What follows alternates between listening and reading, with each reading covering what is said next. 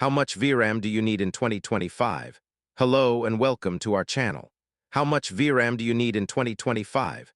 This is the most frequently asked question by gamers around the world.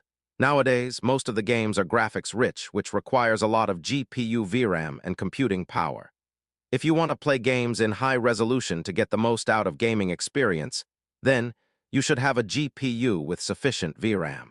In 2025, for a good gaming experience, you should aim for at least 12 GB of VRAM, with 16 GB being preferable for future-proofing, while 8 GB can still be usable in some cases, especially at lower resolutions and settings. It's becoming increasingly insufficient for modern AAA titles at higher settings and resolutions.